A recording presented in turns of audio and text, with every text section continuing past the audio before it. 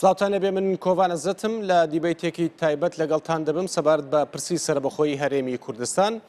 پرسەکە ئەوەیە ئایا بربەستەکانی بەردەم ڕیفراندۆم و سەربەخۆیی ئایا ناوخۆی هەرێمی کوردستانە یاخود ئیقلیمین یاخود ئەوەتە کە بڕیار دراوە بەر لە هەڵبژارنەکانی سەرۆکایەتی ئەمریکا ڕیفراندۆم بکرێت، ئایا ئەم ڕیفراندۆمە دەکرێت، ئایا لە ماوەی ساڵی 2016دا هەرێمی کوردستان دەبێتە وڵاتێکی سربەخۆ پێ بوترێت با بڵێن وڵاتی کوردستان، ئایا کاتەکە گونجاوە ئێستا بۆ ئەوەی هەرێمی کوردستان ڕیفراندۆم بکات و بگات بە سربەخۆیی؟ بۆ قسە و باسکردن لەسەر ئەم بابەتە بەڵێن عەبدوڵڵاه ئەندامی دەستەی سەرۆکاتی حزبی زەحمەتکێشانی کوردستان لە ئەستۆدیۆی کوردستان 24ەوە لەگەڵم دەبێت، هەروەها غەفور مەخموری سکرتێری گشتی یەکێتی نەتەوەی دیموکراتی کوردستان بەماشەوە لەگەڵم دەبێت، بەخێربێن. وەروەها دکتۆرە نەزاکەت حوسێن مامۆستای زانکۆ بە شێوەیەکی ڕاستەوخۆ لە سلێمانیەوە لەگەڵم دەبێت، بەخێربێی خاتوو نەزاکەت. لە مامۆستا بەڵێن لە جەنابتانەوە دەست پێ دەکەم، حزبەکەی ئێوە وەکو حزبی زەحمەتکێشانی کوردستان بیر و بۆچوونی چیە سەبارەت بە پرسی ڕیفراندۆم و سەربەخۆیی؟ زۆر سپاس بۆ بەرنامەیە. دیارە ئێمە وەکو حزبی زەحمەتکێشانی کوردستان لە ساڵی 1985ەوە دروشمی مافی چارەی خۆنووسینمان بۆ گەلی کوردستان بەرز کردوێتەوە لە کۆنگرەکانی دوا کۆنگرەکانی 6 و 7 و ئاخر کۆنگرەش کۆنگرەی 8 لە هەر سێ کۆنگرەکە ئێمە ممارەسەکردنی مافی بڕیاردانی چارەی خۆنووسینمان لە ڕێگای ڕیفراندۆ کردوتە بە دروشمی ناوەندی. لەبەرەوەی پێمان وایە مەسەلەی سەربەخۆیی و بڕیاردانی مافی چارەی خۆنووسین لەلایەن گەلی کوردستانەوە بە پێی یاسا و ڕێسانەی دەوڵەتیەکان بە پێی جارنامەی مافی مرۆڤ لە دنیا هەموو میلەتێک کە دەبێ خاوەنی کیانی خۆی بیوە بڕیار لە مافی خۆی بدا. بۆیە ئێمە وەکو حزبی زەحمەتکێشان ئەوە دروشمی ناوەندی ئێمەیە و پێمان وایە ئێستا هەڵوو مەرجی ئێستای کوردستان گەیشتۆتە ئەو شوێنە کە ئەو بڕیارە بداتن وەگەلی کوردستان 2000 بڕیار لە چارەنووسی خۆی بدا. لەبەرەوەی بە تێڕوانی ئێمە عێراق دەوڵەتێکە لەسەر بنەمایەکی هەڵە دامەزراوە لە بیندایەتەوە و گەلی کوردستان و گەلانی عێراق ئایا کاک بەڵێن بە حکمی نزیکی ئێوە باس دەکرێت کە پارتی ئەم دروشمەی هەڵگرتووە سەربەخۆیی بۆ کوردستان دوایین کۆنگرەوە ئەو دەڵێ ئێمە دەبێت سەربەخۆی ڕابگەنی لە ماوەی ئەم ساڵدا بە حکمی نزیکی ئێوە لە پارتیە ئێوە بڕیارتان داوەکە ئێوەش دەبێت ئەم ساڵ هەرێمی کوردستان ئەو بڕیارە بداتن یاخود ئەوە بڕیارەکی ئێوەیە و لە کۆنگرە بڕیارتان داوە؟ ناوە بڕیارەکی ئێمە وەکو باسم کرد لە ساڵی 1985 ئەوە بڕیارەمان داوە لە کۆنگرەکانی 6 و 7 و 8 ئێمە مەسەلەی ڕیفراندۆممان کردووە بە دروشمی ناوەندی کە گەلی کوردستان مافی خۆیتی ئەو مافە لە ڕێگای ڕیفراندۆم و لە ڕێگای ڕاپرسیەوە ممارەسە بکاتن بۆ ئەوەی بە ڕای گشتی دنیا پیشاندن بە هەموو دنیا پیشان بدەین کە گەلی کوردستان چی دەوێتن، ئایا سەربەخۆیی دەوێت دەوێت لە چوارچێوەی دەوڵەتی عێراق بمێنێتەوە. حەز ناکەم بەڕاستی ئەو مەسەلەی ئەو مافە سەرچیەی خەڵکی کوردستان ئەو مافە ڕەوایە خەڵکی کوردستان بە حزبی بکرێتن سەر ئەوەش کە چۆن بتوانین خەڵک لەمە دوور بخینەوە ئەمە مافێکی حزبی نیە بەڵکوی تاکە کەسە. ئەگەر حەزی خۆسەپاندن و شکاندنی ئیرادەی کورد بەردەوام بێت پێتان وایە دەبێت گەلی کورد چ بڕیارێک بدات؟ پێتان وایە ئەم ئیرادەیە هەرماوە پێویستە بڕیاری خۆمان بدەین؟ بەڵێ من گوتم یعنی ئێمە دەوڵەتی عێراق وا دەبینین کە لە بنەماوە لەسەر بنەمایەکی هەڵە دامەزرا ومێدەشی زۆر لەسەوە بیناکرا کە دوای ڕوخانی ڕژێم عێراق پێ نەدرێتە قۆناغێکی نوێ قۆناغێکی تازە دەوڵەتێکی مۆدێرن هەموو نەتەوەکان بە مافەکانی خۆیان شاد دەبن. بەڵام لە ماوەی ئەو چەند ساڵی ڕابردوو کە ڕژێمی عێراقیش ڕژێمی دیکتاتۆری سەدامیش نەما دیمان کە دەستوریش ئیقرار کرا بەڵام ناوەند مەرکەز تا ئێستا کە خۆی لە جێبەجێکردنی مادەکانی دەستور دەجستەوە و کۆسب دەخاتە بەردەم ئیستحقاقاتی گەلی کوردستان ئەوەی کە لە دەستور داهاتووە لە جێبەجێکردنی مادەی 140 گەڕانەوەی کەرکووک و ناوچەکانی تری و دەرەوەی هەرێمە بۆ سەر هەرێمی کوردستان لە هەموو مەسەلەکانی تر بەعکسەوە ئەوان دانەیە بەڕاستی گەلی کوردستان بێ ئیرادە بکەن وەکو جاران واتام ئیرادەی هەر بەردەوام بە هاوڵاتی دەرەجە دوو لە عێراق بژیتن. بۆیە تێڕوانینی ئێمە هەر لە سەرەتا ئەژوا بووە کە ممچین نییە ئیرادەی گەلی کوردستان خۆیان تەجروبە کردە لە ڕابردوو بۆ یەگەلی کوردستان پێم وایە ئامادەیە بۆ ئەوەی بەرگار لە دەگەڕێم وڵاتان کا غەفور وەکو تۆ سکرتێری یەکێتی نەتەوەیت پارتەکەت پێدەچێنێتەوەیە ئایا ئاستەنگەکانی بەردەم ڕیفراندۆم و سربەخۆی هەرێمی کوردستان ناوەخۆین یاخود دەرەکین بە باوەڕی من ئاستەنجی ناوخۆیشمان هەیە و ئاستەنجی هەرێمایەتی و دەرەکیشمان هەیە ئاستەنگە ناوخۆیەکانی بەردەم پرۆسی سربەخۆی کوردستان ئەوەیە کە لایەنە سیاسەکانی کوردستان پێکدینە کۆکن ناوەندی سیاسی کوردستان پەرش و بڵاوە پێویستی بە ڕێخستنەوە پێویستی بە سازدانەوەی سەر لە نوێ هەیە ئەوەی کە تێبین دەکەین ئێستا کە ڕەوشی سیاسی کوردستان ینی پەیوەندی لایەنە سیاسەکان لەو پەڕی خراپیدایە من پەیوەندیەشی باشی نابینم ئەو هەموو خلافات و ئەو هەموو کێشەیکردنەوەن لایەنە سیاسەکاندایە ئەوەی یەک ئێمە پێویستیمان بەوە هەیە کە بە زووترین کات کار بکەین ئەنجومەنێکی سیاسی باڵا پێک بێنرێ هەموو لایەنە سیاسەکان لە چوارچێوە ئەنجومەنەدا کۆ بنەوە ئەگەر کێشەیەشی سیاسیاتە پێشەوە لێوە گفتوگۆ لەسەر بکرێن مەسەن ئەو لایەنە سیاسەنەی کە پێکدیژ ناکۆکن لە چوارچێوە ئەنجومەن دەکرێت یەکدی بینەوە لەوێ هەر کەس قسەی خۆی بکاتەوە ڕوخسەتم بدەیت ئەوەی کە من تێبین دەکەم ئێستا کە مەسن با سوود لە تەجروبەی دەور وەربگرین لوبنان ئێستا کە لە فەراغی سیاسیدان لە فەراغێکی پەرلەمانیدان مەسن بەڵام لەوێت تاولەت الحیوار هەیە مێزی دانووساندن مێزی گفتوگۆ بە شێوەی ماگانە هەموو لایەنە سیاسەکان لەسەر ئەو تاوڵەیە کۆ دەبنەوە گفتوگۆی ڕەوشی سیاسی لوبنان دەکەن وڵاتەکەش بەڕێوە دەچێت وڵاتەکەش وێران نەبووە بەداخەوە ئێمە ئەوەمان نییە ئەوەی یەک دووش تەدەخولاتی ئەقلیمی زۆرە لە کاروباری کوردستان وای کردووە ئێستا کە لە کوردستان دوو ئیتیجاه دروست بێتن و لە هەمان کاتدا ئەو هاوپەیمانەتی کە بەو دوای یەشکە دروست بووە ئەگەر ڕوخسەتم بدەین ئێستا لە ڕووی دەرەوەش تەماشاتێکی ئەو هاوپەیمانەتی نوێیانەی کە بەو دوایە دروست بوون دوو هاوپەیمانەتی هەیە پەیمانەتێک بە سەرۆکایەتی رووسیا بن بە سەرۆکایەتی ئەمریکا ئەوەی کە ئێمە تێبین دەکەین ئێستا فرسەتێکی زۆر باش هاتوتە پێشەوە بۆ ئێمە بۆ ئەوەی سربەخۆیی خۆمان ڕابگەین ناکرێ ئێمە ئەو پرۆسەیە ڕابگرین سرە ڕایبوونی ئەو ناکۆچی و ئەو گرفتانەی کە هەیە دەکرێت پرۆسەکە بەردەوام بێ لەگەڵ ئەوەشدا کار بۆ ڕێخستنەوەی ناوەندی سیاسی کوردستان بکرێت پێتان سەربەخۆی ڕابگەندرێت دواتر ئەم کێشانە چاسەر بکرێن ئەگەر چارە سەرش نەکرێن ئەو کێشانە بە قەناعەتی من پێویستی بەوەیە ئێمە زیاتر لێکدن نزیک بینەوە ئەگەر ئێمە لەو قۆناغەدا جلی تەنجی حیزبایەتی فڕێدەین جلی کوردایەتی جلی کوردستانی بوون بپۆشین زاڵ دەبین بەسەر ئەو کێشانە بەداخەوە ئەو کێشانەی کە ئێستا لە کوردستانەیە تەبریری ئەو جلی حیزبایەتیان لەبەر کردووە ئەو جلەی حیزبایەتی زۆربەی حیزبەکان کە لەبەریان دەبێت وەکو کورد لەو قۆناغەدا هەنگاو بنێن بەڕاستی نەک وەک ئەم حیزب ئەو حیزب ئەوەی کە من تێبین دەکەم لە کوردستان بەرژەوەندی حیزبی بەرژەوەندی ماڵباتی زارە بەسەر بەرژەوەندی نەتەوەیی و نیشتیمانی ئەوە کێشەیەکی زۆر گەورەیە هەر تەماشاکە ئێستا لەم نزیکانە تەماشا دەکەی لە سلێمانی زۆربەی لایەنە سیاسەکان ئێستا کەش خەریکە مەوجەیەکی ئینشقاقات دەست پێ دەکاتن ئەوە هەمووی مەسائلی خلافاتی شخصی و بەرژەوەندی شخصی دێتە پێشەوە لەو مەسەلەنە مەسائلی فکری نەبووە بە درێژایی مێژوو کە ئینشقاقات و لەدبوون لە نێوان لایەنە سیاسەکە نەبووە زۆربەی هەرە زۆری مەسائلی شخصی و مەسائلی بەرژەوەندی بووە ئەوەی کە ئێستا گرنگ لەسەر ئەمانە دوا بخەیت نەخێت من لەگە دواخستنی پرۆسەکە دانیم من لە سەرتا قسە گۆم دەکرێت پرۆسەی سربەخۆیی پرۆسەی مەسلەی ریفراندۆم بەردەوام بێ دواتر ئەلانکردنی سربەخۆیی بێ ریفراندۆمیش دەبێت کۆمارەکانی یەکێتی سۆڤێتی پێشوو بەبێ ریفراندۆم سربەخۆی خۆیان ڕاگەیان دەکرێت بەبێ ریفراندۆمیش ئێمە سربەخۆی خۆمان ڕابگەین ئەوە یەک دوو لە یەکەم هەڵبژاردننی عێراق کە دەستەی باڵای ریفراندۆم هەبوو لە کوردستان ئەو دەستەیە ئیسیفتایەکیان کە 98.5 خەڵکی کوردستان دەنجی بۆ سربەخۆییدا کەواتە ئێستا پێویستمان بە ریفراندۆم نییە بە قەناعەتین پێویستم بە ریفراندۆم نییە لەبەر تەجروبەمانەیە زۆر وڵات بەبێ ریفراندۆم سربەخۆیی خۆی ڕاگەیاند لای جەنابتان دەچمە لای خاتوو نەزاکەت خاتوو نەزاکەت ئایا کورد توانیویەتی خەباتێکی سیاسی دیبلۆماسی میدیایی بکات لە سەبارەت بە پرسی سربەخۆیی بەنسبەت پرسی سربەخۆیەوە منیش لەگەڵ قسەی ئەو بەڕێزانام لە ڕاستیە ئێمە لە ئێستادا پێویستمان بەوە هەیە کە ئەم هەلە بقۆزینەوە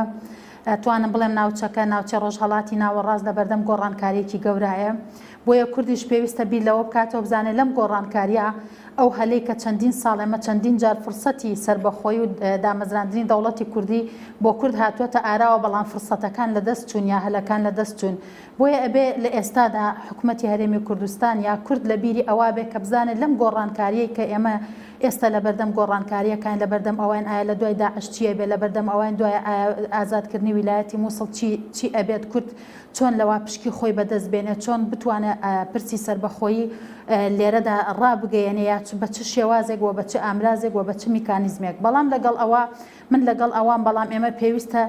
تەنهابی لە ئەوە نەکەینەوە کە ئایا ئێمە ئەم دەوڵەتە هەر ڕابگەێنین و هەر چۆنێک بێ ڕای بگەێنین چونکە ڕاگەیاندنی دەوڵەتێک بە شکستەوە ڕاگەاندنی دەوڵەتێک خوا نەخواستە ئەگەر فەشەل بێنێت وەکو چۆن ئێمە لە مێژووە ئەبینین کە هەموو ئەو دەوڵەتانی کە فەشەلیان هەبووە باشە خات و نەزاکەت دێمە سەر ئەو بابەتانەش پرسەکەی من ئەوە بوو ئایا کورد توانیویەتی خەباتێکی سەرتاسەری سیاسی کولتوری دیبلۆماسی میدیایی بکات سەبارەت بەم پرسە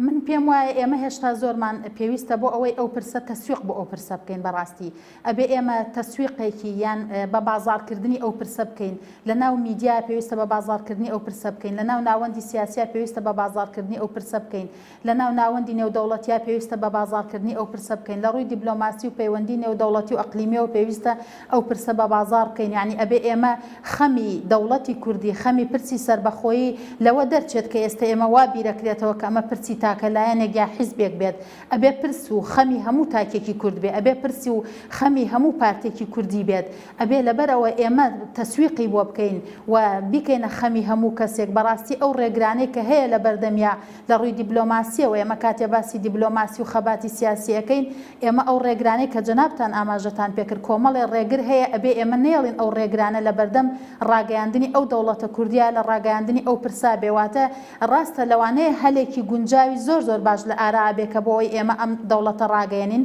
بەڵام وەکو جەنابتەڵێ ئەبێ ئێمە لە ڕووی دیبلۆماسیەوە لە ڕووی میدیاییەوە ئەم خەمە بە شێوازێک وە تاکی ئەم خەڵکە تێبگەێنن چکە هەستەکە ئێستا بێ متمانەی لە ناو خەڵکە هەیە بەرامبەر ئەمە خەڵک بێ ئومێدە بەرامبەری ئەوە پارتە سیاسیەکان لە هەرێمی کوردستانە سیرەکەی نییە میدیا دەبێت چی بکات بۆی ئەو متمانەیە بۆ خەڵک بگەڕێنێتەوە میدیا ئەبێت تەسویقێکی باش بۆ ئەم پرسە بکاوە ئەم پرسە بە جوانی شی بکاتەوە بۆ خەڵک و ئەو ئومێدە بۆ خەڵک بگەڕێنێتەوە گرنگیەکانی ضرورەتەکانی ئەو هەلەی و ئەو بوارانەی و ئەو فرسەتەی و ئەو ژینگەیەی کە ئێستا هەیە بۆ ئەوەی ئەم پرسە ڕابگەێنێ ئەبێ میدیا شی بکاتەوە ئەبێت تاکی کورد تاکەی کورد ئەبێ وەرگری کورد ئەبێ هەموو ئەندامەی پارتێکی سیاسی کوردی میدیا ئەم پرسە بە شێوازێک شی بکاتەوە لێکی بداتەوە و تەسویقی بۆ بکاو بیخاتە بازاڕەوە کە هەموو کەسێک ئەم خەمەی هەبێت نەک تەنها خەمەکە وەکو ئێستا ناسێنراوە خەمی لایەنێک بێ خەمی هەمووانە پرسی دەوڵەتی کوردی خەمی هەموو تاکێکە ئاواتی مێژوویەکی سەرتاسەری خوێناوی قوربانی شەهیدانێکی زۆر بووە بەڵام ئێمە پێویستمانە لە ئێستا لە ڕووی میدیایە ئەوەی کە پرسیارەکە ئاراستی من کراوە میدیا ئەبێ ئەم خەمە بکاتە خەمی هەموو کەسێک شی بکاتەوە شەرحی بکات کۆنفرانسی بۆ بکات دیبیتی بۆ بکات پێشەوەی بگاتەوەی کە ڕیفراندۆم بکەی ئەو بێ متمانەی ئایا خەڵک بۆ حەزی بەمەنی ئایا بۆ متمانەی پێینی ئایا بۆ بە ئومێد نییە پێی ئایا بۆ هەندێک کەس گاڵتەی بابەتەیە ئەمە بەڕاستی لاوازی میدیای کوردیە کە ئەوە ژەگەڕێتەوە بۆی کە ئێمە میدیایەکی نیشتمانیمان بەداخەوە میدیا لە ئاست ئەم پرسە گرینگە بووە من ئەڵێم ناڵێم بە تەواوەتی کەم تەرخەم بووە بەڵام یەک گوتاری هاوبەش ئێمە ناتوانین بڵێن کەناڵێک لە ئاستی ئەم پرسابێ بەڵام کەناڵەکانی ترمان چونکە ئێمە میدیایەکی نیشتیمانی نەتەوەیی یەک گوتارێکی نیشتیمانی نەتەوەی میدیایمان نییە لەبەر ئەوە میدیا نەیتوانیوە یعنی بۆچی من بۆ نمونە ئەمەم لە تۆڕی کۆمەڵایەتی خۆمدا بەزاندە بوو کە من سبینی ئێوارە قسە لەسەر ئەم پرسایەکەم تکایە ڕاو سەرنج و پێشنیارتان سێرەکەم بێ ئومێدیەک لە لای خەڵکەیە ڕوونیەک هەیە خەڵگەڵێ چۆن لەم کاتا چۆن دەوڵەت ڕاگەێنرێ ئایا ئێمە ژینگەمان لەبارە ئایا ژینگەی ئەقلیمی ژینگەی نێودەوڵەتی لەبارە بۆ لەبەرەوەی میدیا نەیتوانیوە تاکی کورد لەم پرسە تێبگەێن بۆیە میدیا دەسەڵاتداران سیاسیەکان هەموو لایەنەکان ڕێکخراوەکانی کۆمەڵگەی مەدەنی ئەگەر ئێمە ئەمە نەکەین بە خەمی نیشتمان نەیکەین بە خەمی هەموو تاکێک من دڵنیام لەوەی ڕاستە ئێمە ڕەنگە بوارەکە لەبار بێت و پرسەکەش ڕاگەێنین بەڵام وەکو چۆنەڵێ بە ناکامڵی ڕەنگە باشە خاتون نەزاکەت ئەوەی کەوتت باست کرد هەندێک خەڵک ناومێدە ئایا ئەو ناومێدیە سەرچاوی بڕیاری خۆیەتی یان ڕنگدانەوەی حزبەکەیە لەسەر ئەو ئەزانێت چی ئێمە بکاک بەڵێن لە کوردستانە بەڕاستی ژینگەی ناوخۆیی ئەو برایە باسی کرد کە ژینگەی ناوخۆیی ئێمە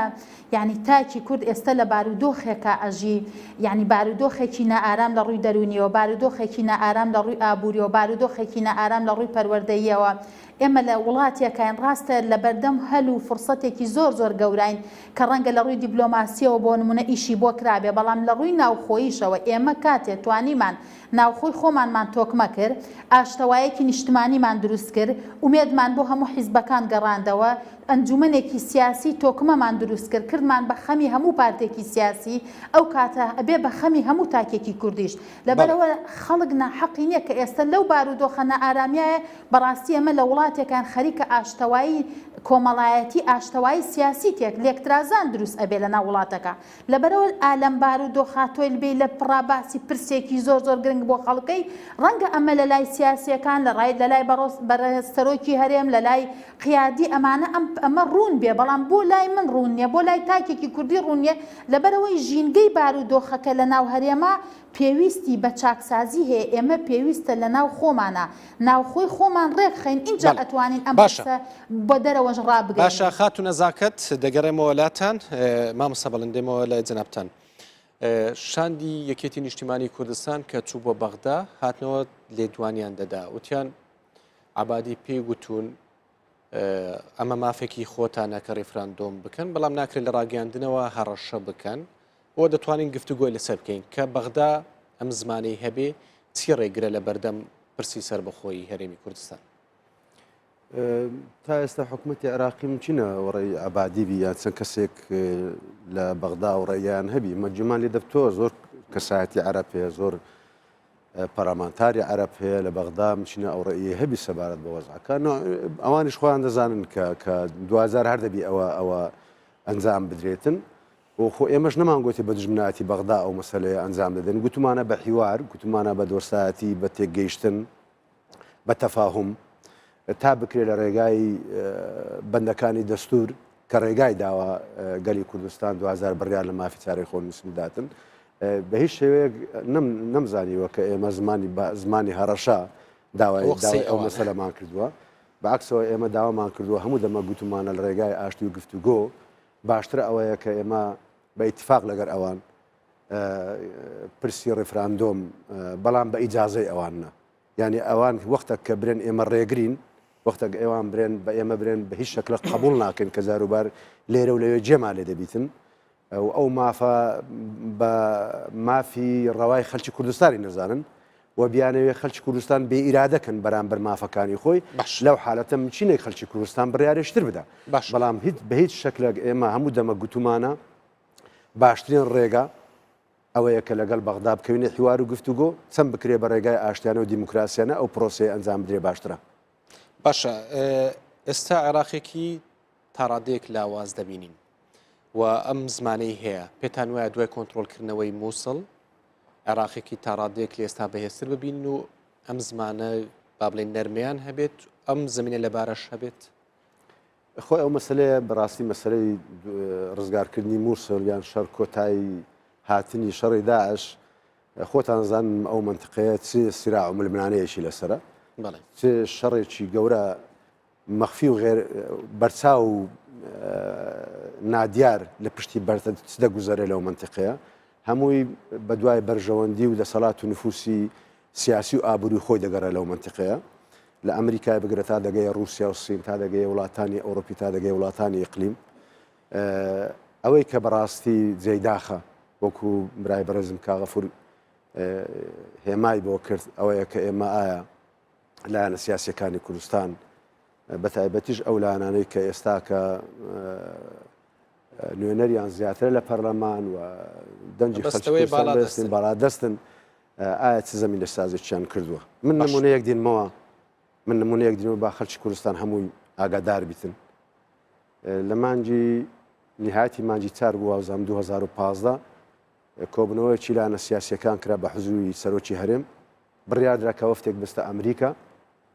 و لەوێ هەموو لایەکمان کۆک بووین لەسەر ئەوە کە ئەو وەفتە کە پێکات بوو لە نوێنەری بستنەوەی گەڕان و نوێنەری برادرانی یەکێتی و برادرانی پارتی و بە سەرۆکایەتی جەنابی کاک مەسعود بڕۆنە بستنە ئەمریکا لەوێ بەوردی لەسەر ئەو مەسەلە قسە بکرێ و هاتنەوە لە 18 پێنجی 2015 کۆبنەوەی کرا تەواوی چاوپێکەوتنەکانی خۆیان ئەو پامەی کە ئەوان گویان لێ ببوو هەم لە ئەمریکا و هەم لە موسساتەکانی وڵاتی ئەمریکا قسەی لە سەکرا گفتوگۆی لە سەکرا و بڕیار وەرگیرا دەرێم ڕۆژی 18 مانگ بڕیار وەرگیرا بە تێگرای حزبەکان و خاوەن بڕیار و باڵادەستەکانی حزبەکان لەو کۆبنەوەی مەوجود بوون کە ئێمە ڕێفراندۆم ئەنجام دەدەین و پەرلەمانی کوردستان ڕاستپێرین بۆ ئەوەی کۆمیسیۆنی سەربەخۆی هەڵبژاردن بە زووترین کات تێک بینی ماوەی 2 هەفتە دانرا کە ئەو حزبانە تێگرایان پرۆژەی خۆیان بدەن بۆ دروستکردنی ژووری عملیاتی سیاسی بۆ ئەوەی ئیدارەی ئەو وەزع بکاتن بۆ معنایان نییە ژووری عملیاتی سیاسی جێگای پەرلەمان و حکومەت بگرتەوە بۆ ئیدارەدانی وەزعەکە حزبەکان لە ماوەی 2 هەفتە پرۆژەی خۆیان بدەن ئێمە لە ڕۆژی وەکو حزبی زەحمەتیشانی کوردستان ڕۆژی 31 پێنجی 2015 پرۆژەی خۆمان ئاراستە کرد پرۆژەکە موجودە و نسخەتان بۆ دەنێرین لە کۆبوونەوەی هیچ حزبەک ئەوەندی من ئاگادارم هیچ حزبەک پرۆژەی نەدا لە کۆبوونەوەی ڕۆژی 18 لە سنۆزدەی 8 2015 ئەو ڕۆژەی کە نوێنەری ئۆباما لە قاعەی شەهید مامۆ سەعەد لەوێنەرێکە بوو من پرسیارەکەم ئاراستە کردنەوە گوتم ئەو حزبانە کە ئێوە لە کۆبوونەوە بڕیارماندا کە ڕێفراندۆم بکەین ژووری عملیاتی سیاسی پێک بینین کوا پرۆژەتان ئەگەر ئەو کاتی پرۆژەمان دابایە تووشی کێشەی پەرلەمان و قەیرانی پەرلەمانیش نەدەبوو باش تووشی ئەو کێشانە نەدەبوون کە ئەوڕۆکە تووشمان بووە لەبەر باست لەوە کرد ببوو وەکو هاوڕێم باسی کرد ململانەی حزبی ڕێگر بوو لە بەردەمەمە ڕێگر بۆ لە بەردەمەوە باشە منێکی کورد بڕیاردەداتیارەکە ئەوەی خۆی لەو بەر پرسیارەتە بدستەوە ڕوبەڕووی ڕای گشتی دەبیتەوە سەرۆکی هەرێم چووە ئەمریکا و گەڕایەوە ئەمریکا چی پێگەبوو سەبارەت بەسەر بخۆی لە لیقایشتر من باسم کرد بەڵێ زۆر احتیمامیان پێدا بوو گوتیان ئێمە بارودۆخی ئێوە تەفەهوم دەکەین و ئەو مەلەفە مەوجودە لای بایدنە دەکرێت لەگە بایدن بە تەفاسیل ئەو مۆزوع ئاباز بکەن ئێمە ناتوانین ڕێگر بن لە بەرامبەر ئیرادەی ئێوە خۆتان بڕیار دەدەن بەڵام خۆ هەمومان دنیا دەزانێتن کەس نایە برێ فەرم و ئەوە مێزەکەت بۆ بڕازێت یعنی ئاستەنگمان لە پێشە بە تاکید کێشەمان بۆ دروست دەبی لە کاتی لە بڕیارێکی ئەوها پێماوانە بێ مە بڕیارماندا و سبنی هەموو خەڵک پیرۆزباییمان لێ دەکات هەیە دوژمناتیمان دەکات هەیە پیرۆزباییمان دەکاتن ئەوەی کە ڕێگرە لە بەردەمەوە پرۆژەیەکی نیشتیمانی نەتەوەیی تا ئێستاکە لایەنە سیاسیەکان لەسەری کۆگنین خۆمان کۆگنین لەسەر ئەو مەسەرە مەفروزە بین بەرز بینەوە بۆ ئاستی بەرپرسیارەتی گەورە کە فرسەتێکی باش بۆ گەلی کوردستان هاتوۆتە پێش بە درێژایی مێژوو کورد ئەو فرسەتەی بۆ نەهاتووە لەو فرسەتە بەشترمان ئەو فرسەتە بڕوا 100 ساڵت کە دەبی ئێمە چاوەڕێی فرسەتێکی تروا بکەین ئەو کاتەنەوەکانی ئایندە ئەگە تفونەعلەتمان بکەن ناحەق نین باش بۆیە من دەڵێم ئێستا فرسەتەوە هاتووە لایەنە سیاسەکان بێ لەسەر پرۆژەیەکی نەتەوەی ڕێککەوین پرۆژەیەکی نیشتیمانی ڕێککەوین لەسەر ڕێککەوین چۆن پەرلەمان کارا بکەینەوە ڕێککەوین لەسەوەی کۆمیسیۆن دەست بەکاربی ڕێککەوین لەسەر ئەوەی لەگە بەغدا و تەعامل دەکەین ڕێککەوین لەسەر ئەوەی لەگە دووەلی ئیقلیم و وڵاتانی ئەوروپا و ڕێککەین موسسەیەکی دیبلۆماسی بەقووە دامەزرێنین بار و گوزەرانی خەڵک زۆر خراپە متمانەی بە حکوومەتەکەی نەماوە چارەسەری قەیرانی داهایی بکەین ئەوە ئێستا لەبەر ئەوە بەڕاستی یەکتری دوورن ئەمە ناکرەوەی تۆ باسی دەکەی دەبێت چی بکەین ناکرێت من پێم وایە دەبی لایەنە سیاسیەکان فشار دروستکەن ئەوانەیە کە درسۆزانە بۆ ئەو مەسەلەی هاتوونەتە پێش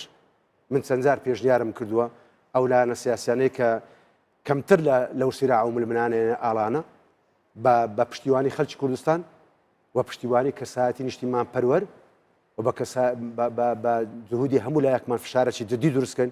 بۆی ئەو قەیرانانە دەرباسکەن باشە مامۆستا بێ بسمە لای میوانەکان دیکەشم کاغەفور زۆر نەتەوە هەبووە لە دوای کوردستی بەخەبات کردووە و گەیشتۆتە سەر بەخۆیش بۆچی کورد نەگەیشتۆتە سەر بەخۆی گردی هەبووە مە ئتیفاقك vێگرا بکرا مە ئینقیادك ڕۆم و عەرەب و عەجەم تەمامی هەمی ئەژمەڕە دەکرد غولامی ئەحمەدی خانی 400 ساڵ بەر لە ئێستا ئەو قسەی کردووە ئێمە خۆمان سەبەب بووینە تا ئێستا کە بە مافەڕەوەکانی خۆمان نەگەیشتوونە تۆ وەرە ئەو ململانێ و ئەو کێشانە خۆیانەی کوردستان تەمەشا بکە لە ساڵی 1964ەوە تا ئێستا ئەو کێشانە بەردەوامن تا ئێستا ئەو دووبەرەچە لە کوردستان هەیە ئەنی کێشەکان خۆمان بووینە بەڕاستی و وەک گوتم چارەسەرکردنی ئەو کێشانەش تەنها و تەنها من وای دەبینمەوە بەڕاشخاوانە قسە بکەین و بەرژەوەندی حزبی بەرژەوەندی شخصی بخێنە لاوە بەرژەوەندی نەتەوەی و نیشتیمانی بخێنە پێشەوە ئەوە خاڵێک دووش ئەوەی کە ئێستا من تەمەشای دەکەمێ لە کوردستان ئەوەی زیاتر کێشەکانی ئالۆز کرد ڕازیبوون بوو بە بڕیارەکانی ئەو 5 حزبە کۆبوونەوەی 5 حزب لەلایەک کۆمەڵک حزبی تر لەلایەک ئێمە هەموو لایەنە سیاسەکان بەیەکەوە پرۆسەی سیاسی کوردستان تەواو دەکەین بمانەوە نەمانەوێتن قدرەتی حزبەکان هەموو خەڵکیان نەدەبینی و هەموو حزبەکانی نەخێر پێ تەحمیشکردنی لایەنە سیاسیەکان بەشێکی زۆری لایەنە سیاسیەکان ئەوەش کاریگەری خۆ لەسەر ڕۆژەکە هەبووە من حەز دەکەم ئەوە بە جناب دڕابگەینم کاریگەری حزبەکان بە کورسی پەرلەمان ناپێنرێتن گۆڕان 24 کورسی هەیە یەکێتی 18 کورسی هەبوو لە پەرلەمان بەڵام لە گۆڕەپانی سیاسی کوردستان لە ڕووی عسکەریەوە لە ڕووی دیبلۆماسیەوە کامیان کاریگەرترن لە ڕووی نێودەوڵەتیەوە لە ڕووی ئەقلیمیەوە حتمما حساب زیاتر خوێندنەوە بۆ یەکێتی دەکرێتن ئایا دەکرێت حزبی شیوعی من لەسەر ئەساسی کورسێک تەقیم بکەم کە عیلاقاتێکی فراوانی نێودەوڵەتی و ئەقلیمی و لەگەل یەساریەکانی دنیا هەیەی دەکرێت من تاریخێکی درێژی لە خەباتی لەسەر کورسی تەقیم بکەم یان حزبی زەحمەشیان بە کورسی پەرلەمان تەقیمی حزبەکان ناکرێت پێگەی ئەقلیمی و نێودەوڵەتی و پەیوەندی ئەو لایەنە سیاسیە لەگەڵ سازینی دەوڵەتەکان ئەوە قودرەتی حزبەکەەوە دەردەخاتن ئەوە ئەگەر ڕوخسەتم بدەین دووش ئەوەی من تەمەشای دەکەمێ بەداخەوە ئێستا کە بارودۆخی کوردستان وای لێ هاتووە خەڵکەر هەموو نیگەرانە خەڵکی کوردستان لە حاڵەتێکی نیگەرانی نازانی دوا ڕۆژی بەچی دەگاتن تەماشا دەکەی ڕۆژانە لەلایەن حکوومەتەوە کۆمەڵێک بەڵێنی پێدرێ بەڵێنەکە خۆی نابستێستەرەوە تەماشا دەکە ئێمە ڕاست ئێمە لە کوردستان کێشەیەکی گەورەمان هەیە دەستگا و دامەزراوەکانمان سیستماتیک نین وڵاتی مەلەسە بنەمای میزاجی شخصی بەڕێوە دەچێت ئەوە کێشەیەکی زۆر گەورەیە پێویستە دەستگا و دامەزران سیستماتیک بکرێن من نمونەکرد دەمێ ئێستا حکوومەت تەلەڤیزیۆنی نییە بەڵام حزب تەلەڤیزیۆنی هەیە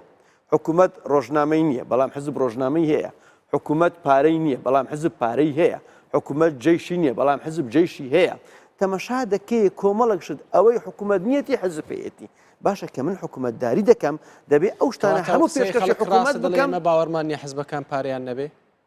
بەشی زۆری ڕاستە لەبەرەوەی تیجارەتە حزب دەکە حکوومەت نایکاتن من حەز دەکەم بزانم ئێستا حکوومەت چاوی لە دەستی حزب باشە کاغەفور هەندێک کەس هەیە دەبینی بۆ منە ئەو خاتونە زاکت باسی کرد کە هەندێک کۆمنتیان بۆ نووسیوە هەندێکیان نیگەرانن لەوەی ئایا ئەو بێبڵێنیانەی حکوومەتە ئەو بارەداراییە وای لەو کردووە کە بۆ منە باوەڕی بەو سەر بەخۆیە نەبێت یاخود ئەوەتە ویستی حزبەکەی خۆیەتی جێبەجێ دەکات مەسەلەی پرۆسی سەربەخۆیی سەربەخۆی وستان پرۆسیش نەتەوەی نیشتیمانیە دەبێت هەموو تاچێکی کۆمەڵگا لەگەڵی دەبێت ئەوەی کە ئێستا کە گفت و گۆش دەکات لەگەڵی نین ئەوەی کە لەگەڵی نین بە تەسیری بووری بۆ چوونی لایەنە سیاسیەکە لەگەڵی نین بەڵام وەکو شەقامی کوردستان باوەڕ ناکەم لە دەسە ناکۆچی سیاسی هەیە نەک ناکۆچی ناو خەڵک ناکۆچی نێوان حزبە سیاسیەکان هەیە خەڵک نەکردووە کە بێ ئومێد لەو سەر بەخۆیە خەڵک بێ ئومێد بووە لەوە کە سیستم لە وڵاتە نیە خەڵک بێ ئومێد بووە لەوە کە هەموو شتێک دەست حزبە لە دەست حکوومەت نییە بێ ئومێدی خەڵک ئەوەیە خەڵک چاوەڕوانی ئەوەیە حکوومەتەکەی حکوومەتێکی موئەسەساتی بێتن هەموو هاوڵاتێکی ئەو کوردستانە بە یەک چاو سیر بکرێن نەک بە تەسکی حزبی خەڵک چاوەڕوانی ئەوەیە ئەو حکوومەتە ئەرک و مافی هەر هاوڵاتێک بزانێ ئەرچی چیە مافی چییە خەڵک چاوەڕوانی ئەوە دەکاتن مێژوو پێمان دەڵێت کە سربەخۆی بە هیچ وڵاتێک نەبەخشراوە بە هیچ میلەتێک نەبەخشراوە بۆچی کورد دوودڵە لە سربەخۆی کورد دوودڵ نییە ئەوە لایەنە سیاسیەکان دوودڵ خۆن حزبەکان ناڵێنێمە لەسەر کاتەکەی ئەوە حزبە سیاسەکان وەدەن نەک ئێمە ناکرێ هەموو شتی حزبەکان لەسەر ملەتەکە حیساب هەر ئەوانین بەشێکی زۆری ملەتەکە لەوانەیە ئێستا کە هەر باوەڕی بە لایەنە سیاسیەکان نەمابیتن لەبەرەوەی ئەو هەمووی بەڵێنی لایەنە سیاسیەکان بینی لایەنە سیاسیەکان هەموو کات لە پرۆسەی هەڵبژاردندا کۆمەڵێک بەڵێنی گەورە بۆ خەڵکە دەدرێتن کە هەڵبژاردن تەواو دەبێتن بەڵێنەکان ناسنە سەر خەڵکەکە لەوە بێئومێد دەبێت خۆت دەزانی لەوە زۆر جار خەڵک دێتن خەڵکی ئێمە لەسەر بنەمای بەرنامە دەنگ ناداتن کێشەکە حیزبە سیاسیەکان کێشەکانیان بۆ خەڵک دروست کردووە حیزبە سیاسیەکان کێشەکان لەناو خۆیاندا یەک نین ئەوە ڕنگدانەوەی هەبووە لەسەر واقعی ئێستای کوردستان لەسەر واقعی کۆمەڵایەتیمان واقعی اقتصادیمان تەماشا دەکەی لەناو خودی بەشێک لایەنە سیاسیەکانیش دیسان کێشە و دووبەرەکی هەیە لەگەڵم بێنەوە دەستمەوە لای خاتو نەزاکەت خاتو نەزاکەت پێویستە چی بکرێت بۆ ئەوەی تاچی کورد هۆشیار بکرێتەوە کە ئەم مافی سربەخۆی مافی خۆیەتی مافی هیچ حزبێک نییە نەهی یەکێتیە نەهی پارتیە نەهی زەحمەت کێشانە نەی بزوتنەوەی گۆڕانە مافی ئەم حزبانە نییە بەڵکو مافی خۆیەتی چۆن ئەم هۆشیاریە بدرێت بەو کەسە خۆی مەسلەی هۆشیاری بە تەنها میدیاژ ناکرێت یعنی ئەوەی کە خەڵک ئەمڕۆ پێگەیشتووە تەنها میدیا بەرپرس نیە لەوە ئەوەی ئەو بارودۆخەی کە لە وڵاتە دروست بووە ئەو دەسەڵاتی حیزبی کە لە وڵاتە دروست بووە ئەو بارودۆخە قەلەقی سیاسی و ئابووری و دەرونی کە بۆ خەڵک دروست بووە ئەوە بەشێکێتی بەشەکەی تری میدیا لە کاتێکا من گوێم لە قسەیەکی جەنابەت بوو کە ئێستا پێم سیر بوو کە جەنابیشت وتت کە ئەوە لەم کاتان ناکرێ وەکو قسەکەی کاک بەڵێن ئاماژەی پێکرد کە ئێمە بتوانین بارودۆخی وڵات وا لێ بکەینەوە ئومێد بۆ تاکی کورد بگەڕێنینەوە پەرلەمان ڕێک بخەینەوە ئاشتەوایی بکەین من دەڵێم ئەوەی ئەی بینم لە حزبەکانە نابینین من نەموتە ناکرێ من دەڵێم ئەوەی کە لە حزبەکانە بینم تاوەکو ئێستا ئەم ئاسوێ نابینین ئەگەر ئەمە نەکرێ ئاسان نییە ئەمە نەکرێت و ئاسان نییە متمانە بۆ تاکی کورد بگەڕێنیتەوە ئەبێ هۆشیاری بدەی بەم خەڵکە میدیا بێت کۆنفرانس بێت ڕێکخراوەی کۆمەڵگەی مەدەنی بێت جارێ هۆشیاری بدەی کە ئێمە ئەم پرسە چەندێک گرنگە بۆ خەڵک ئایا هاتبوونی دەوڵەت چەندێک گرنگە بۆ خەڵک ئایا من کاتێ ئەبم بە دەوڵەتی کوردی تاکی کورد لە هەرێمی کوردستانە هەروایە بارودۆخی ئایا بارودۆخی چی لێت ئەگەر نەبین بە دەوڵەت چیمان لێت ئەی ئەو هەلانە چین لە بەردەستا کە ئێستا ئەو فرسەتە چییە هاتوۆتە ئاراوە ئەی ئەگەر ئێمە ئەم فرسەتەمان لە دەستدا چیمان بەسەریە دوای ئەوە یعنی ئەمانە ورد و درشت ئەبێ بۆ تاکی کورد ڕوون بکرێتەوە لەبەرەوە لە لایەکەی ترەوە کە ئەمەد بۆ ڕوون کردەوە بەشێک لەو بێ ئومێدیە یعنی من پێم وانێ شتێکی قورس بێ ئەگەر ئێمە لە پێناو پرسێکی سربەخۆیی لە پێناو دەستکەوتێکی گەورەی کە سەدان ساڵە ئێمە مێژوویەکی وامان هەبووە بە دوای ئەم پرساگەڕاوین و ئێستا هەلێکمان هەبێ لە پێناو دەستکەوتێکی گەورە تۆزێک لە خۆمان ببورین تۆزێک گەورەی ینی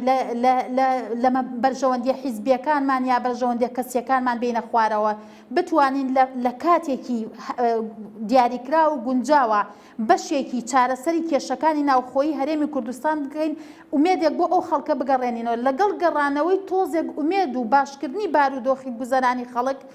ئەتوانیت هۆشیاریشی بدەیتێ بەڵام لە کاتێکە ئێمە لە هەر شوێنێکادا ئەنیشی سێ کەسی لێ بێ دوانیان باسی ئەواکەن چۆن خۆی قوتار و دەرباسکە لە وڵاتەوە بتوانێت بچێ بە وڵاتێکی تر تۆ ئالێرا بێ بڵێ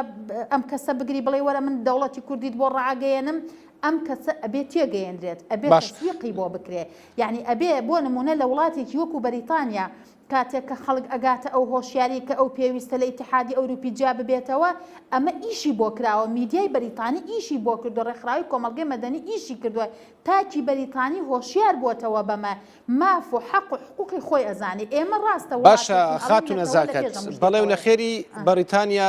ڕێژەیەکی کەمیان لەما بینە هەبوو بۆ نمونە 49 بە 51 بوو شتێکی وا بوو ئەگەر هەڵە نەبم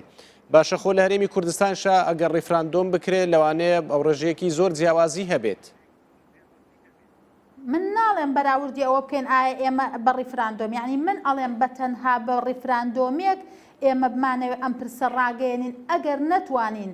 ئەم متمانە و هۆشیاری و گرنگی وەکوتم پرسی دەوڵەتی کوردی بکرێ بە خەمی هەموو تاکێکی کورد خەممانە بەڵام خەمەکە لە پاڵ خەمەکە بێئومێدین ئومێدمان نیە گەشببین نین بەرامبەری چۆن بتوانین لەگەڵ خەمەکە گەشتبینی ئومێدیش بۆ خەڵک بگەڕێنینەوە ڕاستە لەوێش خۆ بەشێکی لەوانەیە لەوێژ هۆشیاری نەبوو بێ چونکە کاتێک زانیمان لە نێوان حیز حکوومەت و لە نێوان سەرکردە و خەڵکەکە دوو ڕای جیاوازە بوو ئەوەش ڕەنگە بەشێکی بوو بێ لە ناهۆشیاری یەکتێ نەگەیشتن بەڕای جەنابتان چۆن ئەو متمانەیە بۆ خەڵک چۆن ئەو متمانەیە بۆ تاکی کورد بگەڕێنینەوە وەڵام من بە ڕاشکایی بیڵم کۆمەڵەشت هەیە بێمە جگە لەوەی کە ئێمە بەڕاستی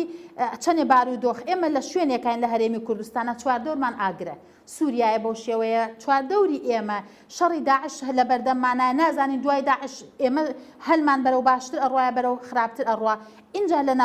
ناوخوا پێویستە بەڕاستی وەکو جاری این پێشوو کردمان ئێمە ئاشتەوایەکی بەڕە سەرۆکی هەرێمەتوانێت ئاشتەوایەکی نیشتمانی تا ئێستا ئەو باوکێم نیشتمانی ئاشتەوایەکی نیشتمانی ڕاگەیەنێت حیزبەکان کۆ ببنەوە بکرێ بە خەمی هەموو حیزبەکان پەرلەمان ئەکتیڤ بکرێتەوە چونکە تۆ ناکرێ یعنی مەرجەعت چییە کە ئەگەڕێت و ئایا بە تەنها ڕفراندۆمە توانی دەوڵەتی ڕاگەیەنی تۆ پەرلەمانت نییە حکوومەتێکی ئیفلیجت هەیە عێراق وڵاتێکی دەستوری نییە تۆ بچی داوای ئەوەی لێ بکەیت و لەگەڵیان ڕێکەوی تۆ پرسی سەر بەخۆی کورد ڕاگەیەنی ئەویش وڵاتێکی وێران و نەخۆشە لەبەرەوە لە ناو هەرێمێکی نەخۆشە بەم کێشانەوە ئەگەر تۆ نەتوانیت تا پێتان وایە بەم ڕەوشان بە سربەخۆیی ناگەین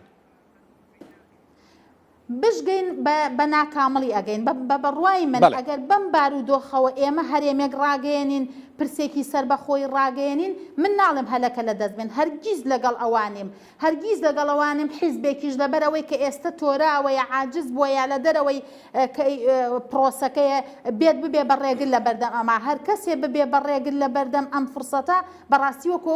کاک بەڵێن ئاماژەی پێکرد ڕەنگە بۆ داهاتوو بەر لەعنەتی نیشتمان بکەوێ بەر لەعنەتی تاکەکان بکەوێ بەڵام لەگەڵ ئەوەشە ئێمە ئەبێ چارەسەری کێشە ناوخۆیەکانی خۆمان بکەین کاتێ تاکی کوورد دەبینێ پەرلەمان ئەکتیڤ کراوەتەوە حکوومەت ڕێکوپێک کراوە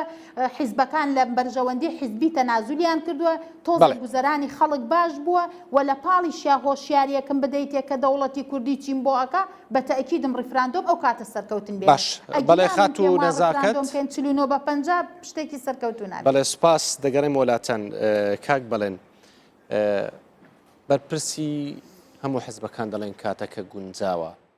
ئەو مسۆگەریە لە چێکە کاتەکە گونجاو بێ بۆچی وا دڵنیان کە کاتەکە ئێستا گونجاوە کاتەکە گونجاوە لەبەرەوەی ئێمە وای دەبینین کە ئەو ناوچەیە بە تایبەتی وەزی عێراق خۆتان دەبینین ینی سیراع ململانە لە عێراق ئێستا دەوڵەت نەما وەکو دەوڵەتێکی فاشل لە هەموو دنیا سەیر دەکرێتن ینی کام و مؤسساتی دەوڵەتی عێراقی ئەوە پەرلەمانتی ئەوە حکوومەتی ئەوە سوپایەکەیتی بە سەدا مێلیشا دروست بووە ینی کات دەستوریشی پێ دەکرێتن دەستور کراوە بە مەرجەی عێراقیەکان بۆ ئیدارەدانی خەڵکی عێراق و دەرکردنی یاساکان لەبەرەوە ما نەک لەبەر ئەوەی ئێستا زروفەکەی مەکات خۆش قەنەعەتمەندەوە ئەو دەوڵەتە ڕەسە بینەمایەکی هەڵە دامەزراوە سراعی بینێ شیعە و سنە شیعە و شیعە دەستی وەردانی ئیقلیمی ینی شتێک تەنها ئەگە شتێک مابی ئەوەیە کە دەوڵەتەکە شرعیتێکی نێودەوڵەتی هەیە تەعاملی دەکرێت لە بۆی پێدەگوتری عێراق ئەجناوەکو بنەما نەماوە ئەو بۆ معنای نییە کورد فرسەت تەڵەبە بێ ئەو فرسەتە ئیستیغلال بکەن نا لەبەرەوەی کورد خۆی قەناعەتی وایە ئەو مافەی هەیە ئەوە مافێکی ڕەوا و مافێکی ڕەوای گەلی کوردستانە کە هەموو بڕیار لە مافی ئایندەی خۆبدا ئا لەگەڵ عێراق بمێنێتەوە یان نەمێنێتەوە لەبەر ئەوە ئێمە زۆر جار کۆرس بدەخێنە بەردەم ئەو مەسەلە ئامادەینە وەختەکە مناسب نییە من پێم وایە قەیرانی دارایی لە هەموو دنیا هەیە دەوڵەتە و قەیرانی دارایی توش ئەو یانانە تووشی قەیرانی دارایی بوو خەریک بوو ئینهیارکە وەکو دەوڵەت ئینهیار کاتن ئەوە بۆ معنای نییە ئێمە مەسلەیەکی مافێکی ڕەوات دوا بخەین لەسەر ئەوەی کە قەیرانی دارایی هەیە قەیرانی دارایی بەرەوچی ئەو حکوومەتەی گرتووە دەسەڵاتدارانی ئەو هەرێمە لە ماوەی 23 ساڵە ڕابردوو دەوڵەتداریان نەکرد خەڵکیان بۆ ئومێد کرد نەعەدالەتی هەبووە هەمووی ڕاستە ئێستاش دەبی حکوومەت مەطلوبە پێداچنەوەی بە سیستەمی خۆی بکە لە مەسلەی پێدانی موسا لە ئێستحقاقاتی خەڵک لە بنبڕکردنی گەندەڵی لە چاکسازی دەبێ حکوومەت بۆ ئەوەی ببتە خەڵک ئومێدەکی بە حکوومەت و دەسەڵاتەکەی باشتر پشتیوانی لە مافەی خۆی بکاتن ئومێد بووە لەوەی نازانی لەو کاتەدا چی بەسەر ڕاستە خەڵک لەبەر ئەوەی 23 ساڵ حکومڕانیەکی خراپمان کرد لەگەر خەڵک نەعەدالەتیمان کرد یعنی وەزعمان دروست کرد ئێستا لە بەس بەتەنها بە کەمبوونەوەی سەری نەوت تووشی ئەو قەیرانە دارایی بوون ژێرخانی ئابووری وڵاتەمان نەژیاندەوە لە زیاتی ئەوە ژێرخانی ئابوووریەکە بژێنەوە پەرەمان هەموو حیزبەکان بەرپرسن لەمە بەڵێ ئەوە لە دەسەڵات بە هەمووی بەرپرسا بەڵام بە تاقیید دیارە ئەوەی زیاتر دەسەڵاتی هەیە بەرپرسرە لەوی تر ئەوە هەرگیز من ئەوە هەرگیز بە کۆسب نابینم لەبەر دەم ئەوەی کە مواطنی هەوڵاتیانی کوردستان سبەنێ بنەسەر سندوقی انتخابات دەنگ بە مافی خۆی بدابرێ من لەگەڵ ئەوەم کە کوردستان لە عێراق جیابیتەوە یان لەگەڵ ئەوەم کە لەگە عێراق بمینێمەوە ئەوە هیچ کەسبەک دروست ناکاتن هیچ ڕێگریەک لە بەردەمەوە دروست ناکاتن هەموو دنیا ئەوانەی دەوڵەتیان تەشکیل کردی لە دنیا کامیان هاتوونە مێزەکیان بۆ ڕازاندنەوە و حەفلەتیان بۆ کردینەوە و گوتیان ئەو دەوڵەتش سەر بخۆ لە چی دنیاوەشتی وا بووە مەشاکریان بۆ دروست بووە مەبەست لەوە دەبێت خۆت بیکەی ئەمری واقع من بۆ بیکەنی ئەمری واقع حەقە ڕەوای خۆتە ئەو مافێک مەبەستم لە ڕاگەاندنی سەر بەخۆیەکی و بیکەوە واقع و ئێمە سەر بەخۆیمان ڕاگەاند بەڵێ خەڵکی کوردستان بە دنیا برێ بە سندوقی دەنگدان یەکلاکەرەوە بی ئیرادەی خۆی بە هەموو دنیا ڕابگەینێ ئەوە ئیرادەی ئێمەیە ئەوە مافی بێچەندوتونی ئێمەیە بە پێی یاسای و ڕێسای نێو دەوڵەتەکانی کە خۆتان ئیقرارتان کردی لە یوێن بە پێی جارنامەی مافی مرۆڤ ئەوە یاسایە یاسایەکی نێو دەوڵەتیە مافێکی ئەولای خەلکی هەموو دنیاە هەموو خەلکی دنیاە لەبەرەوەی خەلکی کوردستان ئەو یاسایە گەم مارەسە کرد مەفروض نییە ئێمە کۆسب بخەینە بەردەم ئەو مەسەلەیە خلافمان هەیە باشە بەسەرچاو کێشەمان هەیە لە حکومەت بەسەرچاو بین چارەسەریا بکەین زۆر باشە ئەم پێم خۆشە ئێستا لە سبەنێ زووتر نییە حزبەکان بین لەسەر مێزێکی گفتوگۆ کۆبین لەسەر پرۆژەیەکی نیشتمانی ڕێکەوین لەسەر چۆنێتی کاراکردنەوەی پەرلەمان لەسەر چۆنی پێکەنانەوەی حکومەت لەسەر چاکسازی لەسەر چارەسەرکردنی بژێوی ژیانی خەڵک بابین ئەو مەسئولیەتانە مەسئولیەتی هەموو لایەکمانە لێی بەرپرسیارین بە تایبەتیش حزبەکانی دەسەڵات هەموو حزبەکان وا دەڵێن بەڵام واش ناکەن بەڵام ئەدی ئەگەر ئەو مەسەرانە مان ینی ئەو قەیرانیدارای بەردەوام بوو تا 2 ساڵیت کرد 3 ساڵیت کرد فرسەتی ڕیفراندۆمیش لەدەست چوو بە حکمی ئەو زروفە ئیقلیمەیە کە ئێستا لە بەردەستمان هەیە 100 ساڵیت کە چاوەڕێکن زروفشکە بۆ کورد هەرکەوی ڕیفراندۆم بکاتن من لە دنیا شتیوام نەدیوە کورد فرسەتەشی بۆ هاتووە لە چوارچەوەی ئەو وەزای ئیقلیمی ئێستا هەیە تعبیر لە خۆی بکە بەتەنیا تعبیر لە خۆی بکە برێ من ئەوەم دەوێ بەڵێ کاک بەڵێن دەگەرم وڵات کاغەفور کاک بەڵێن باسی لەوە کرد کە و دەرفەتە بچێت 100 ساڵیت کە دەبێت کورد چاوەڕێ بکە هەموو بەرپرسان ئەمە دەڵێنەوە بەرپرسی هەموو حزبەکان دەڵێنەوە هەر تاکێک دەبینی وا دەڵێت کەواتە مادەم ئەم ڕاستیە دەزانن چاوەڕێی چی دەکەن بۆچی لەسەر مێزی گفتوگۆ دانانیشن ئێمە بەڕاستی پێویستە ڕێژکاوە شتەکان باسکەین مەسلەی سربەخۆی کوردستان کە پرۆسەیەش نەتەوەی نیشتیمانی کەس دەگەر دواخستنی دانیە ئەوەی یەک دووش پێویستە هەموو لایەنە سیاسەکان بە فعلی بەشدار بن لە قراری سیاسی کوردستان ئەو کاتێک کە هەموو لایەنە سیاسەکان بە فعلی لە قراری سیاسی کوردستان بەشدار بوون دەکرێت ئەو کات هەمووی مەسئولیت هەڵگرێت لەو مەسەلەیە نەک چەند حزبێک کە بڕیار لەسەر هەموو شتێکدا لایەنەکانی دیکە پەراوێز بخرێت لە کوردستان ئێمە پێویستیمان بە یەکدەنجی نیشتیمانی هەیە ئەو یەکدەنجی نیشتیمانی حەقیقەتەن ماوەکی زۆر وەک گوتم کۆبوونەوەی 5 حزب بوو تا بەرژەوەندەکانیان بەیەکەوە بۆ ئەو 5 حزبە تاوەکو بەیەکەوە لێک نزیک بوون پێش ئەزمە اقتصادەکەی کوردستان هەمویان لەسەر کێکەکە شەریک بوون هەر پێنجیش کار بۆ ئەو کرا کە لایەنە سیاسەکان هەمووی پەراوێز بخرێت کاک بەڵێن گوتی هەموو لایەنە سیاسەکان بەشدارن لە ئەو کێشانەی کە هەبووە نەخێر ئەوەی لە دەسەڵات بووە ئەوان بەشدارن نەک هەموو لایەنە سیاسەکان ئەوەی کە لە دەسەڵات بووە ئەو بەشدارە من کە لە دەسەڵات نەبم تحملی مەسئولیەتی چی بکەم من لە حکوومەت نەبم لە دەسەڵات حزبەکەی تۆ بەرپرسیار نییە من پێت دەڵم لە موقعیەتی خۆم بەرپرسیارم لە موقعیەتی یەکێتی نەتەوەیی لە ناو پرۆسە سیاسەکە لە موقعیەتی خۆی بەڵام مەسئولیەتی گەورەسە شانی ئەو حزبان کە دەسەڵاتیان دەستدا بووە ئەو یەک مەسەلەی ئەزمەی اقتصادی ڕاستە هەموو وڵاتان ئێستاکە تووشی ئەزمەی اقتصادی بوونە ئێمەش تووشی ئەزمە اقتصادی بوونە لەوانەیە ئەگەر ئێمە دەوڵەت باین کۆمەڵێک ڕێکار هەبایە ئەو ئەزمانەمان دەرباس کرد بە مەسەلەن لای ئەگەر ئێمە ئێستا ئەگەر دەوڵەت بین بەشێک لە ئۆزمان چارەسەر دەبێت بەلای کەمەوە ئێمە وەکو دەوڵەت وەکو دەوڵەت ئێمە دەتوانین قەرزێک لە سندوقی نێودەوڵەتی وەربگرین ئێستا ناتوانین وەرگین چکە دەوڵەت نینە ئەوەی یەک مەسەن کە ئێمە دەوڵەت بین دەتوانین عەقدی درێژخایەن لەگەر کۆمپانیا گەورەکان بکەین پارەی پێشوەختیانی وەربگرین ئێستا ئەمە دەوڵەت نین ناتوانین ئەوە بکەین ینی کۆمەڵێک مەسائل هەیە کە تۆ ببێت دەوڵەت وایە کە بووە دەوڵەت ڕەوشی ژیانی خەڵک باشتر دەبێت ئێستا بەتەکیید من قەنەعەتم وایە ڕاگەیاندنی سەر بەخۆی کوردستان سەرەتا زەحمەتی تیا دەبینین لەوانەیە تووشی کێشەی قورس ببینەوە لە ڕووی اقتصادیەوە لە ڕووی مەسائلی عسکەریەوە لە ڕووی مەسائلی سیاسیەوە بەڵام ئێمە بەرەو ئایندەیەشی گەشت هەنگاودنین دەبێ ئێمە لە پێناو ئەوەی کە دەگەینە ئامانجی ڕەوای خۆمان زەحمەتی زیاترش بچێشین ئەوە خاڵک دواتر مەسلەی عێراق هە لە سەرەتاوە بە بێخواستی ئێمە بە عێراق وەرچێنراوی کوردستان نەخاک نەخەڵک بەشێک نە لە عێراق و بەشێکی بە زۆر کراوەتە بەشێک لە عێراق بۆیە ئەو دەوڵەتە ئێستا کە تەنها لە ئاسمان یەکگرتو ماوەتەوە لەسەر عەرد یەکگرتو نەماوەتەوە دووش من لە مانجی دوو بوو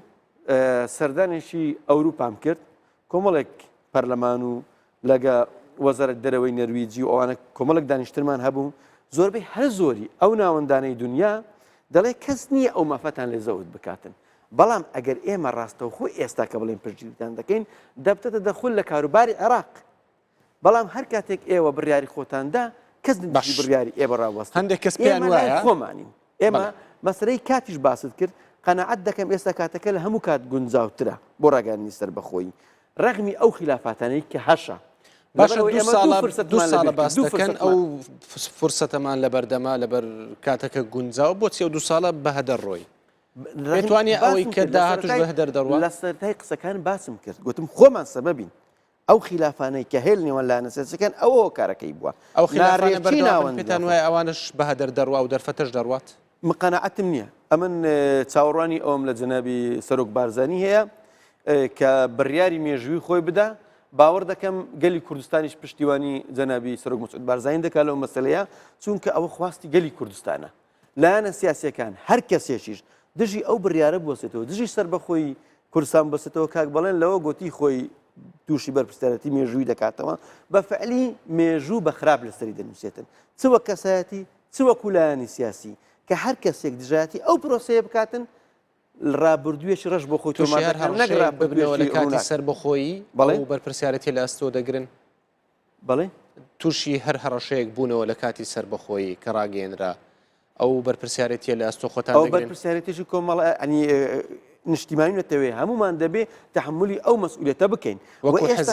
وەکو حزب وەکو شەخص وەکو فەردێکیش دەبێت تەحملی ئەوە بکەین تۆ تەماشا بکە ئێستا کە ئەو هەڕەشانی کە لە سەرمانە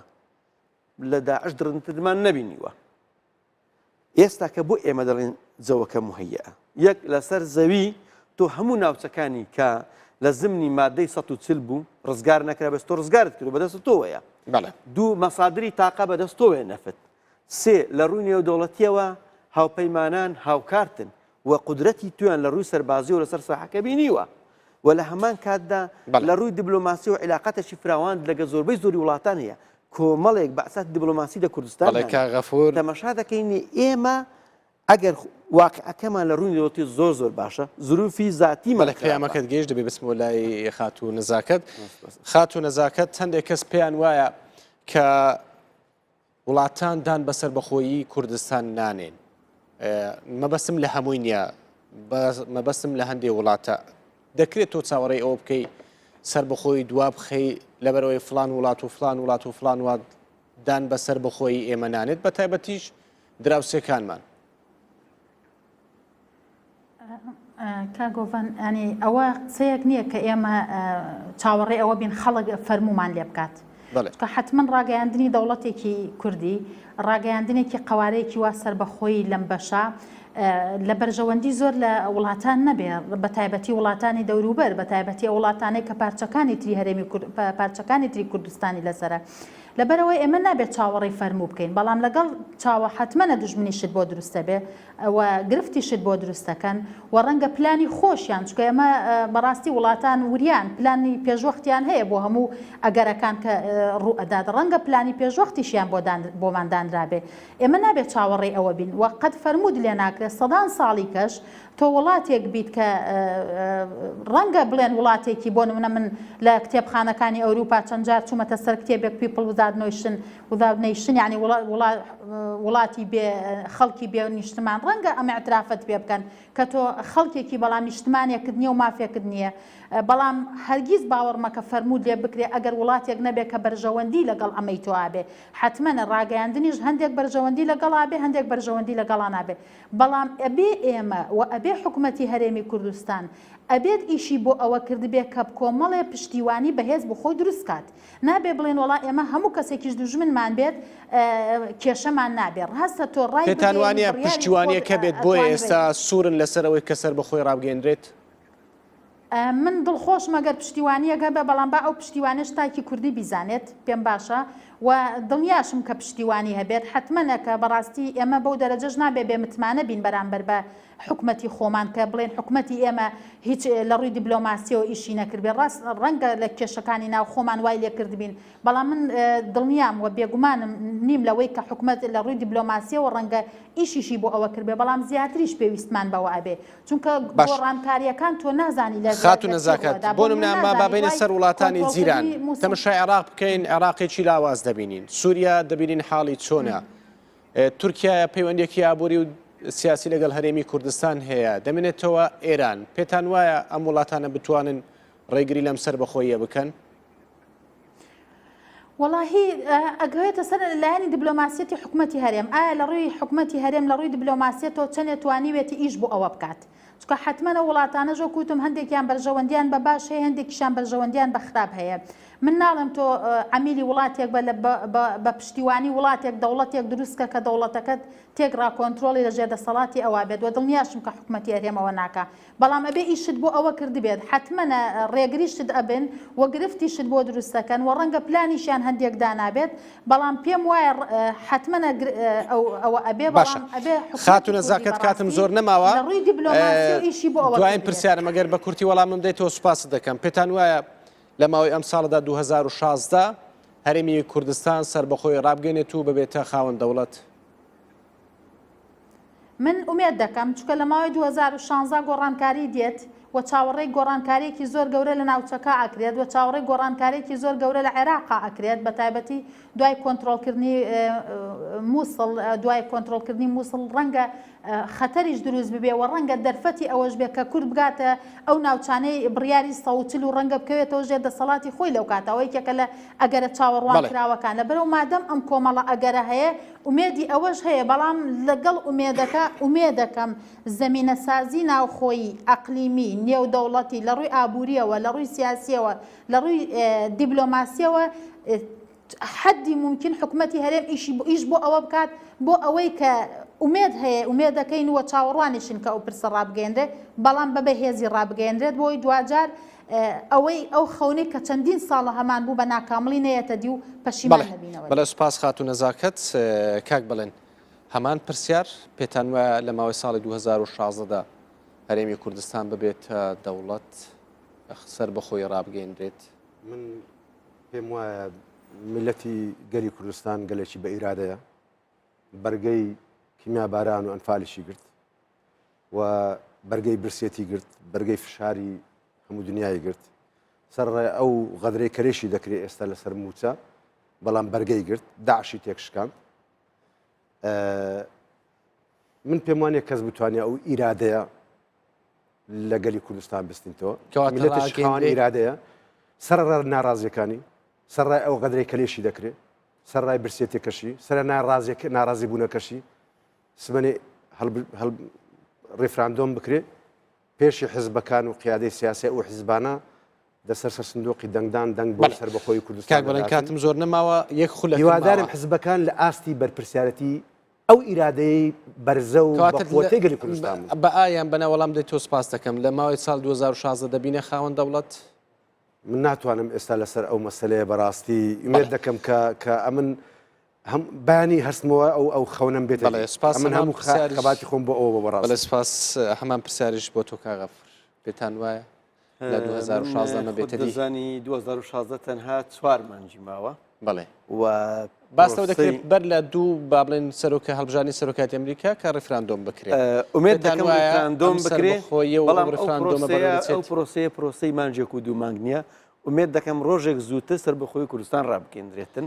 و من قەنەعەتم وایە ئیرادەی ملەتەکە مەسلەی سەربەخۆی کوردستان دەسەپێنیتن و ملت ئێمە بەڕاستی ملەتێکی وڵات پارێزە ملەتی ئێمە لە پێشەوەی سەرکردایەتی سیاسی کوردستانیشدایە من سپاس بۆ غەفور مەخموری سکرتێری گشتی یەکێتی نەتەوەی دیموکراتی کوردستان کە لەگەڵم بوو هەروە سپاس بۆ بەڵێن عەبدوڵڵاه ئەندامی دەستەی سەرۆکاتی حزبی زەحمەتکێشانی کوردستان وەروە سپاس بۆ دکتۆرە نەزاکەت حوسێن مامۆستای زانکۆ کە لە سلێمانیەوە لەگەڵم بووی سپاس بۆ هاوکارانم کە لە ماوەی ئەم دیبەیتەدا لەگەڵم بوون سپاس بۆ ئێوەش کابینەرمان بوون هەر لە خۆشی دابن